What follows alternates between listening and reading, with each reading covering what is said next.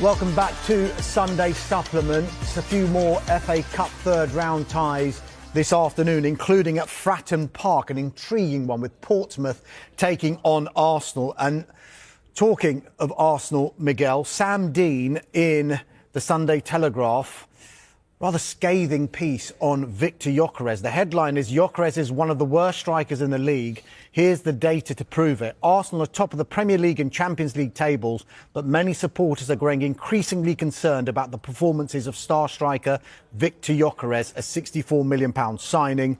He pinpoints poor movement and unreliable touch, and he says it could be argued Gyökeres is occupying centre-backs, creating more space for other attackers, but the other strikers are now fit. So now Arteta will have a decision to make. Harsh or fair, this piece? Well, to be fair to Sam, the piece is very fair and very measured. The headline is two-footed. Yeah. And that's before you get the subtext, like unreliable touch, poor movement. You only have to look at the goal return. There's an issue there. I've done a lot of Arsenal this season. I was there on Thursday night. And Thursday night, I think, was the most pronounced for me in that there were 3 times that the ball flashed across the box. I think particularly from a Timber header back was the one that really stands out to me. And Gyökeres was nowhere near it. It felt like he was 5 yards behind the play. We've seen a lot of, classic number 9s from Ian Wright to Gary Lineker talk about how if you're a striker in that sort of situation, you've actually got to gamble on your movement to put yourself in there. That is obviously an issue, especially given Gyökeres was signed as a more traditional number 9, not someone necessarily to kind of for his pressing game or for other elements. I think another issue with him, especially if we're comparing him to kind of classic number 9s in that way, is that there's maybe been some frustration with Arsenal. When the ball goes up, it doesn't stick to him. And even you can sense, not so much on Thursday night, although it was a different sort of game, but when Gabriel Jesus came on in recent games, there's just a different energy about Arsenal. That it feels like he integrates into the team more. And look, some of it is down to the fact, I would say, that he's adapting to a higher level from the Portuguese league to the Premier League. It's a new country, but he is 27. One of the reasons he was signed, and this came out in some of the kind of discussion from within Arsenal in the summer, that it was to win now. But even that was interesting at the time, because in the build-up to this summer, which was kind of like the summer of number 9s, and it's interesting that a lot of them are actually struggling, which maybe says something about how number 9s are still developing in the modern game. But for pretty much 18 months, the word from Arsenal it was Sesko they were looking at. They'd done all the work on Sesko. That one of the reasons they were interested in Sesko as well is because, consistent with a lot of Arsenal's transfer recruitment, it was a player that could grow with the team, even if he wasn't a finished article. And then that did abruptly change in the summer, and I think there was even a surprise to other clubs that it was Gyökeres they went for and that Sesko was suddenly available. Yeah, I think that's part of the switch to thinking win now. That's what this season's all about for Arsenal. All of the transfer business and the other stuff, it's this awareness of trying to win now, which is, Gyökeres. But Gyökeres was seen, as you say, as a guy that's going to win for you now, that's going to score your goals. His struggles haven't surprised me. I wrote about this in the summer, that the track record of those coming from Portuguese football, goal scorers, is pretty poor. Ricky van Wolfswinkel, 25 goals for Sporting Lisbon, I think 1 goal for Norwich, for example. Mario Jardel, you can go back. Brighton don't often get it wrong, and obviously they had Gyökeres and let him go. He's not one of the worst strikers in the league, though, because he's useful. He just doesn't look like a top club striker, but Sam hasn't written he's one of the worst strikers in the league, as you say. Yeah. He's just blah, isn't he? Jackie, picking up on the points that Miguel made there. He wants to be blah. About Gyökeres. Yeah. Higher level, new league. First time he's going to be playing at that level.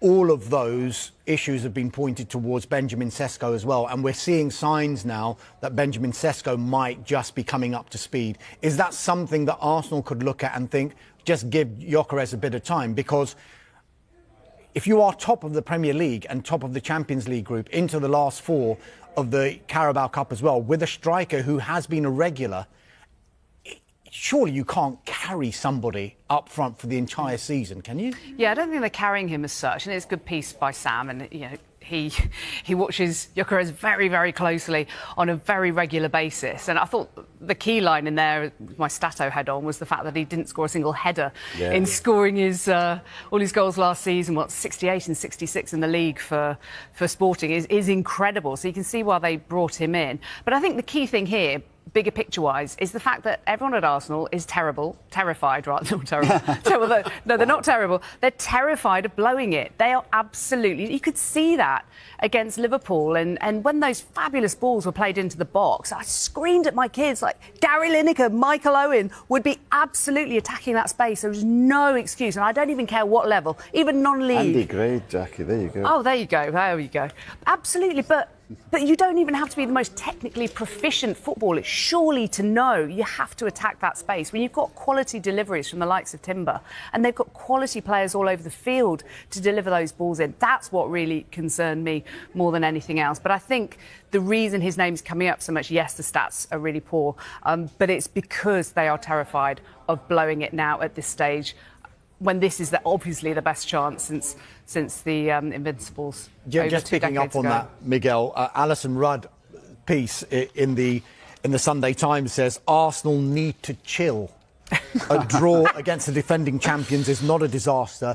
A draw against the team with a cunning plan of action and some star names is no reason to gulp in despair. The forthcoming blast of 4 away matches that Arsenal have got in 4 different competitions, and there's even talk, could they, look, they're going for the league, but could they do something extraordinary and maybe win multiple trophies? An unprecedented quadruple is even being whispered about at the moment. So should we need to dial it down a little bit and just say Arsenal are in a fantastic position here and they just need to realise that? Oh, completely. But and actually, just as regards maybe doing something more, I think that's where the return of Kai Havertz could be so because he really gets what Arteta wants to do especially in terms of pressing and how crucial that is to the system. But in terms of, like, chilling, I suppose I did a piece in this during the week before the Liverpool game on a similar theme to Alisson, actually. But I was looking back at some say, look, no one knows more about winning a title than Ferguson. Not to sound like other people who are constantly going about United in the 90s. But it was interesting looking at Ferguson's first autobiography and the way he spoke about it. In 92, 93, he was talking about how the team felt under strain and he sensed a certain agitation in the crowd. And it was because just of the fear of blowing and the memories even of 91, 92. And as he spoke about it, kind of the misery the fans felt at the disintegration of another title challenge. And it wasn't until they actually won it, there was a transformation of the team and a new authority, as he put it, in 93, 94. And I think there are echoes and lessons from this with Arsenal. I mean, I was looking at some of the kind of the discussion among, big Arsenal fans who have big media accounts or social media accounts or YouTube channels in the aftermath of Thursday's game. And there was a bit of a mention of the Emirates groan, I think. And you can feel it sometimes when you're in the stadium. Just, if they don't start winning early, an angst starts to seep in. Now, in fairness, sometimes I think this can potentially even subconsciously affect the players. But in fairness, I suppose what Arsenal might say and what Arteta would maybe, and I understand this has been a little bit of a message in the dressing room of the past few days, that despite all of that, and despite the evident nerves they felt in some games leading up to Christmas, particularly the Everton one, the Wolves one, they were 2 points clear going into the Christmas schedule. They're now 6 points clear, despite all of this. And I do wonder whether, from all that very awkward win over Wolves and the way they won it could actually end up being one of the most significant moments of the season, especially as regards withstanding the kind of the psychological tests that are going to come.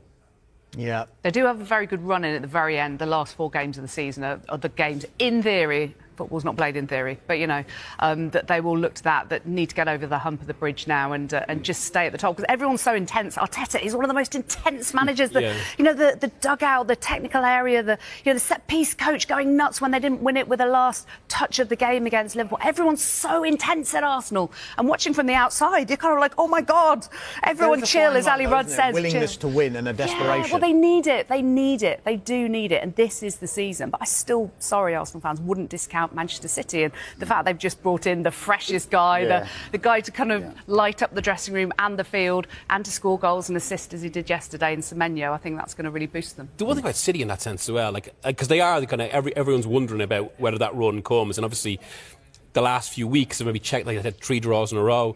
But like, obviously there's been a lot of focus on how much Arsenal have spent in the last 5 years. But it shouldn't be overlooked. That is to get to the level necessary. And even City, well, Marmoush maybe didn't work out as quite as expected. They've gone and signed Semenyo now. There's about 250 million worth of talent that City have spent in the last year that isn't really being used. And it does speak to the sort of like power that Arsenal are up against here. Yeah. Arsenal, of course, at Fratton Park later on today in the FA Cup third round. OK, let's talk.